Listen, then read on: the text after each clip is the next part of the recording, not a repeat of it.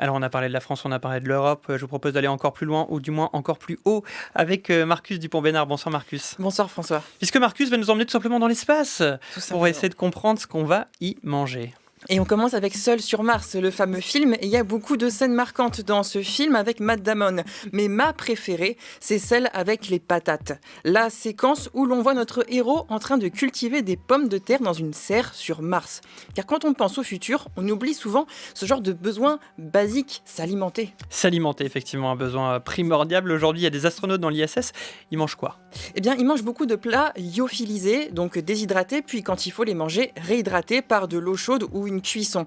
Alors il faut faire très attention, à bord de l'ISS, toute nourriture n'est pas possible. Par exemple, les miettes en apesanteur peuvent être dangereuses. Donc la baguette tradition, on oublie ces noms. Heureusement, comme l'ISS est proche de la Terre, des navettes apportent régulièrement des plats, parfois des fruits et légumes frais. Mais, problème, pour des missions plus lointaines, sur la Lune, sur Mars, ce ne sera pas possible d'apporter de nouveaux plats et aliments comme dans Seul sur Mars. Le calcul est facile.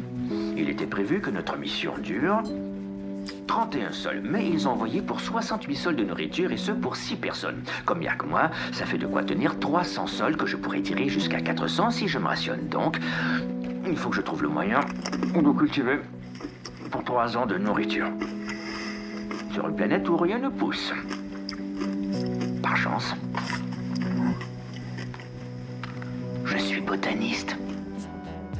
Alors Marcus, comment on fera pour se nourrir dans des vaisseaux spatiaux ou directement sur Mars? Eh bien, l'avenir de la nourriture spatiale se prépare en Antarctique. Il y a un projet fascinant qui s'appelle Eden ISS.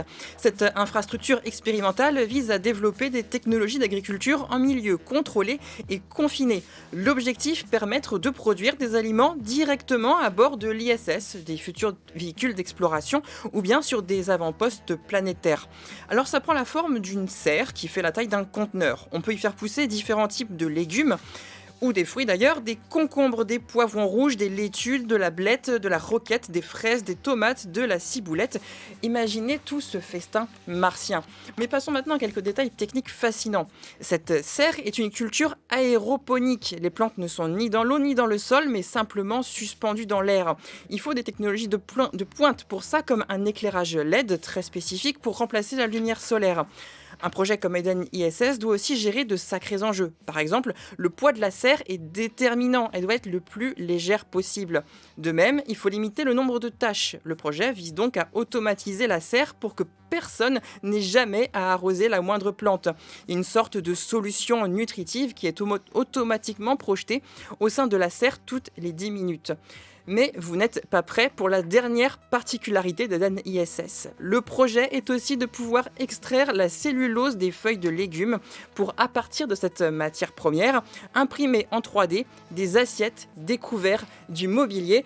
Bref, vivement qu'on puisse utiliser Yucca sur notre table de chevet. Merci beaucoup Marcus Dupont-Bénard pour ce pas de côté, ce pas en apesanteur, justement pour prolonger l'alimentation jusque dans l'espace.